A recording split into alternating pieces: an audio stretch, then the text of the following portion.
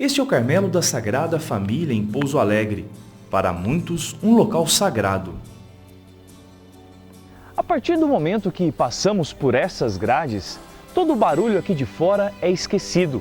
O silêncio garante a contemplação e a oração, o encontro com o divino.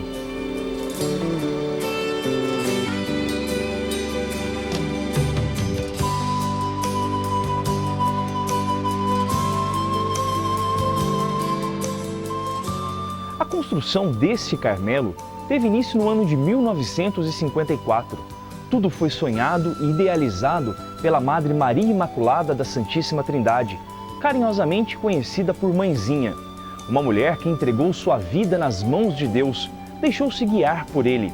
Ela sempre foi conhecida por suas decisões firmes, mas também pelo seu carinho, amor e cuidado. Mas quem é esta serva de Deus chamada Mãezinha? Maria Giselda Vilela nasceu no dia 8 de julho de 1909 em Jacutinga, sul de Minas.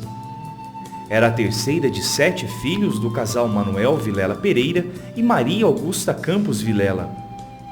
Ainda muito nova, mudou-se com a família para a cidade de Maria da Fé. Pela piedade e conhecimento do catecismo que a menina já possuía, o missionário que pregava as missões na cidade, após um rigoroso interrogatório, determinou que ela fizesse a primeira comunhão com apenas 4 anos de idade. Ao lado de Maria Giselda, recebendo Jesus pela primeira vez, estava Delfim Ribeiro Guedes, seu melhor amigo de infância. Mal sabiam que Deus os uniria ainda mais no futuro distante, pelo ideal carmelitano. A jovem Maria Giselda enfrentou o sofrimento muito cedo. Com cerca de 5 anos de idade, teve início seu calvário. Um tumor apareceu na sua virilha, o que na sua ingenuidade parecia ser normal. A mãezinha teve câncer em pequena. Pequena, ela apareceu na virilha, uma bola. E ela foi e perguntou, você tem uma bola na perna? Perguntou para a irmã dela. Ela disse, não tenho não. Aí a irmãzinha falou para o pai, para a mãe. Aí o tio Vilela, o pai dela, ficou preocupadíssimo e levou para o médico. E ela então, aí extraiu, ela foi para Rio. Porque a primeira vez, quando extraiu o tumor, a cirurgia foi feita no Hotel Campanhense. Não tinha recurso aqui em Pouso Alegre, né? E foram para lá, o médico de lá, e então extraiu no quarto do hotel, e a mãezinha gritava, carniceiro, eu vou processar o senhor, vou processar o senhor, extraiu o tumor. Aí piorou, ela foi para o colégio, piorou o estado dela, foi quando então o tio Vilela levou para o Rio. Aí o médico constatou e ele falou para ela, a medicina não pode fazer mais nada para sua filha. Está constatado que é câncer, e acho que do pior tipo, né? E o tio Vilela, um bom português, uma fé impressionante. Aí ele disse que ele confiava na medicina do céu, e a mãezinha conviveu com o câncer. Giselda sonhava ser rica para possuir muito e para dar muita alegria a seus amados pais, mas Deus mostrou-lhe a insondável riqueza de Cristo e, fascinada por ele, Giselda, aos 21 anos, deixa tudo para abraçar o maior tesouro, o próprio Deus, na vida escondida do Carmelo. Dias antes de sua entrada, escreve a seu pai, a vida da Carmelita não é o que se pensa cá fora. Ali vive-se alegre e tranquila. Não sei como agradecer a Deus esta tão grande graça. Só sei dizer que sou muito e muitíssimo feliz. Apesar de sua saúde frágil, é aceita no Carmelo de Campinas, onde recebe o nome de Irmã Maria Imaculada da Santíssima Trindade. Realiza o período de formação inicial com grande fervor e professa solenemente em 13 de abril de 1935. Um ano depois, é eleita subpriora. Amava profundamente sua comunidade, mas Deus lhe preparava uma surpresa. Então, Dom Delfim, o senhor bispo, desde a ordenação dele, ele prometeu a Jesus, se ele ficasse bom, que ele ficou muito doente antes da ordenação, então ele faria 2 Carmelos, se ele conseguisse saúde. E cumpriu mesmo, o primeiro foi o nosso. Então ele foi pedir lá em Campinas, umas irmãs que viessem, mas aí Dom Barreto, o arcebispo lá de Campinas, olha, as de São Paulo, paulista eu não dou, só se for mineira. Então vieram as mineiras, né? Para ajudar a mãezinha. Vieram apenas 4 irmãs. É que a mãezinha ficou, ela sozinha com as 4. E quando veio o pedido, ela falou com a nossa mãe, que era priora, que ela nunca teve esse pensamento, mas se era vontade de Deus, ela estaria pronta para fazer o que Deus quisesse dela. Com o coração partido, pois amava o Carmelo de Campinas, mas com o espírito de fé, Irmã Maria Imaculada retornou à sua diocese de origem, para ali abrir uma casa para a Sagrada Família. A fundação se deu no dia 26 de outubro de 1943. Ela tinha apenas 34 anos. Então foi muito linda a chegada, ela foi muito bem acolhida aqui em Pouso Alegre, né? Todo mundo, a gente via alegria no rosto das pessoas. Tinha muita gente, né? Uma multidão. Então, uma parte foi encontrar com ela no caminho, sabe? Encontrar ela no caminho. A outra ficou na estação e a outra ficou na casa, lá no adro da igreja de Nossa Senhora do Rosário. Quando abriu a porta do carro, eu lembro direitinho, eu vejo a mãezinha direitinho na minha frente. Ela, assim, sorrindo, né? Aquele sorriso lindo e com Nossa Senhora do Carmo no braço, sabe? A casa provisória em estado precário e o aumento das vocações mostram a urgência da construção de uma nova casa. Mas com que dinheiro? Confiante em Deus, Madre Maria Imaculada elege uma comissão celeste pró-Carmelo. Com o trabalho manual das irmãs e a ajuda incansável de amigos e benfeitores, em 3 anos foi possível construir a parte essencial para acolher as irmãs.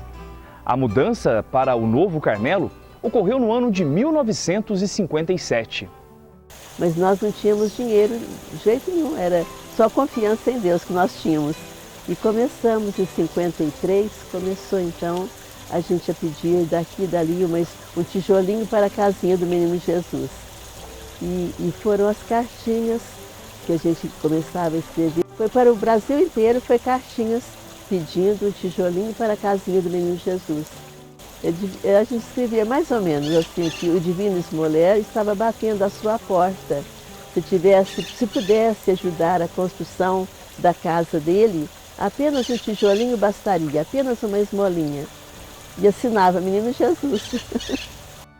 Mas ainda havia muita obra pela frente. Capela, muros, casa das irmãs externas, fachada e quintal.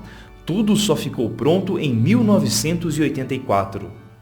E para construir os muros, a gente ficou sabendo que lá nos países comunistas, as irmãs trabalhavam, trabalho forçado, ajudavam em construção. Aí nós pedimos para o bispo se a gente mesmo podia construir, que mais caro era a mão de obra, né?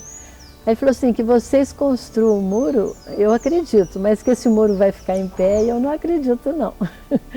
Então, aí ele falou, não, faz um trabalho. Nós escolhemos então fazer doces, bolos, salgadinhos para construir os muros. Se a construção do prédio do Carmelo foi tão cuidadosamente planejada e executada por ela, muito maior foi a atenção dada às pessoas. Todos podiam recorrer a ela. Apesar das dores e o sofrimento que ela carregava, atendia a todas as suas irmãs com atenção e carinho, firmeza e retidão. Queria as almas não para si, mas para Deus, e por isso velava por cada uma, com fortaleza e oração. Irmã Maria de Cristo conviveu com a mãezinha por 4 anos e lembra com carinho da humildade, servidão e espiritualidade dessa mulher. Então, era uma pessoa muito simples, muito mãe, uma pessoa que com o olhar sabia o que estava passando com cada uma das irmãs. Eu me lembro, ela tinha mania de quando ela ia falar uma coisa importante, ela fazia assim com o dedinho, né? Aí ela falou assim, irmã, se essas paredes pudessem falar, se referindo a... O local que ela nos atendia era o mesmo local onde ela dormia, era a cela dela na enfermaria, né? Então, a expressão dela em falar isso mostra, deu assim, né? Foi um vislumbre de quanto aquela criatura sofreu sozinha, né? Para manter essa comunidade, para construir essa comunidade não só fisicamente, né? Mas principalmente espiritualmente. Sua fecundidade espiritual materializou-se principalmente na fundação do Carmelo de Campos dos Goytacazes, no Rio de Janeiro, com a delicada missão de rezar pela unidade naquela diocese tão sofrida. 9 de suas filhas partiram para esta missão em 1986. O provincial mandou uma cartinha para nós e disse assim: eu acho que o Carmelo, dos Carmelos do Brasil, são vocês que têm possibilidade de atender esse pedido. E eu estou enviando a carta do bispo, porque esse bispo ele foi direto para o provincial, sabe? Em vez de pedir para a gente, ele foi direto lá pedir para o provincial.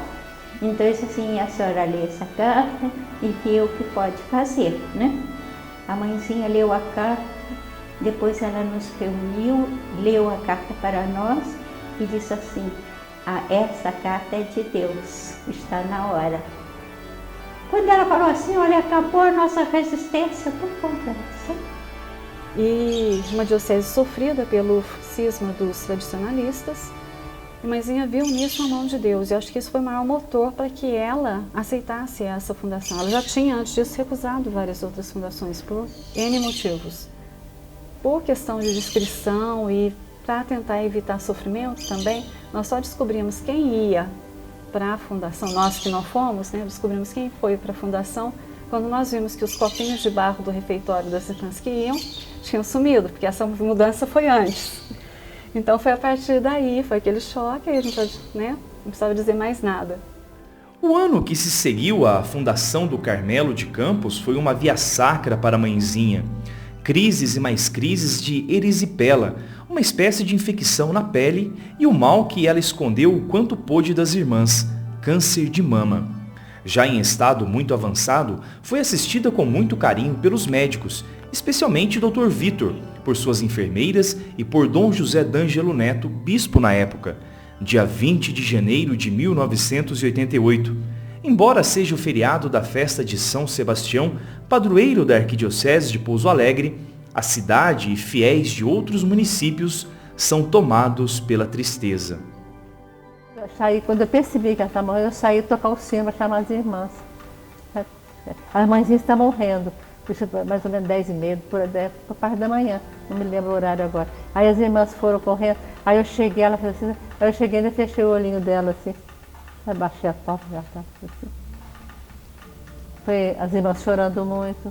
Na véspera, o Dr. Vitor, que era o nosso médico, ele nos preparou. Ele falou: olha, ela não vai passar dessa noite, mas ela foi no dia 19 de janeiro. Então nós fomos ali, a capelinha ela já tinha feito, e faltava o túmulo. E ela dizia para nós que ela gostaria de ser enterrada na terra.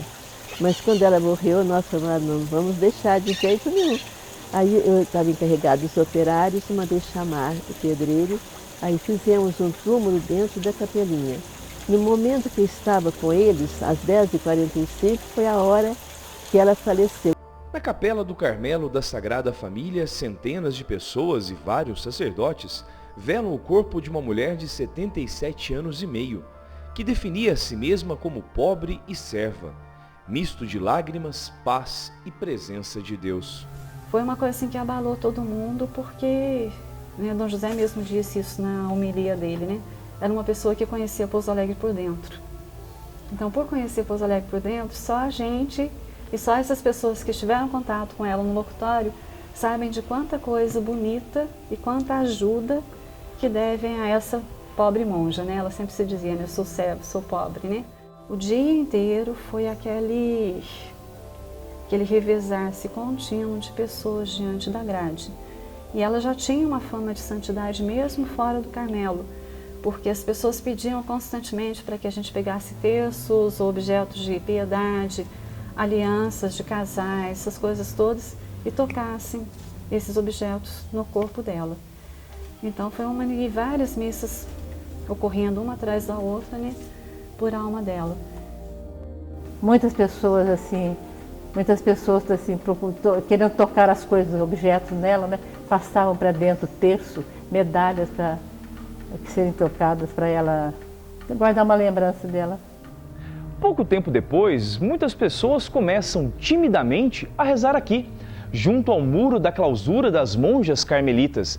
no ponto onde sabiam ser o mais próximo possível do túmulo, onde estavam os restos mortais da mãezinha. Graças se propagaram, a tal ponto que em 2006 as irmãs carmelitas decidem pedir a introdução na sua causa de canonização.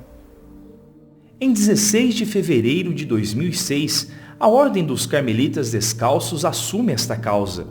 Em 11 de julho de 2006, a Congregação para as Causas dos Santos da Santa Sé expede o Nil Obstat, declarando não haver impedimento à introdução da causa de canonização da serva de Deus.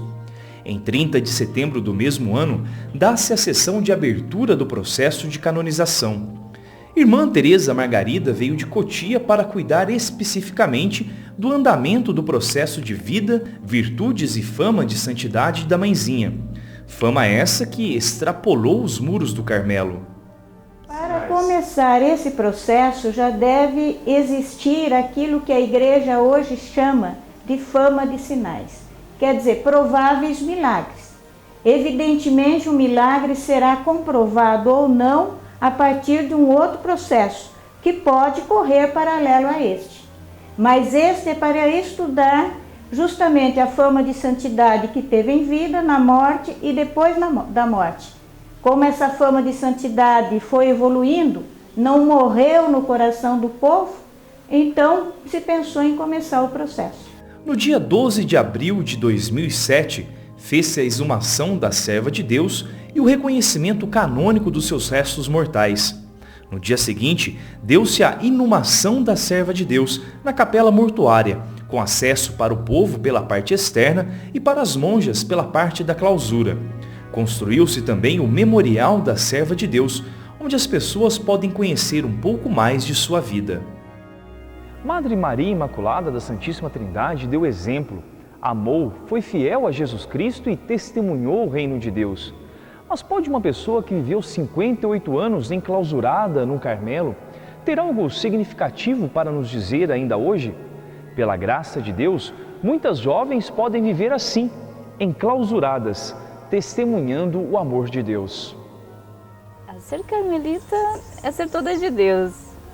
Ser simples, ser humilde e dentro daquilo que lhe é proposto servir com uma alegria infinita, como dizia Teresa de los Andes, que Deus é alegria infinita. Então a carmelita é aquela que traz Deus no seu cotidiano, sempre com esse sorriso nos lábios. É lógico que a gente cresce dentro de um mundo que educa a gente, né, para ter família, para ter profissão, para estudar. Então eu fiz tudo isso, né, estudei, me formei, fiz uma série de coisas aí que todas as jovens fazem. Mas Nosso Senhor, o apelo de Deus é muito forte no coração da gente, né? E pede sempre algo a mais. Quando Ele chama para a consagração, né? Para esse tel da consagração da vida. Muito difícil, não foi fácil. Deixar a família, deixar o trabalho, deixar as relações, né, que a gente tem com as pessoas, né, de amizade. Foi muito difícil, muito. Mas eu senti que era Deus que estava, né, por trás de tudo, né? Então, e depois que a gente compreende que Ele é o absoluto, a gente tem essa força mesmo para deixar tudo. Mas seria uma vida solitária? Não é solitária de jeito nenhum. Mesmo em relação ao mundo, né? Nós estamos separados do mundo pelas grades, pelos muros, mas toda a nossa vida é em função da igreja, né? Do que está lá fora. A gente não vive aqui dentro sozinha, né? Simplesmente só para estar com Deus, por uma gratificação pessoal. Mas é em função e pelas pessoas que estão no mundo e pela igreja. Então não é solitária, né? Na solidão, é estar com Deus pelos que estão em volta de nós, né? Pelos que não estão rezando nesse momento, porque não podem, ou porque não querem, ou porque nem sabem rezar. Porque a gente não está aqui por um bem próprio, né? A gente está aqui pela igreja, pela humanidade, né? Cheia de alegria. Eu não trocaria nada, nem um dia passado aqui dentro por um dia lá fora. Não trocaria. Eu sou muito feliz.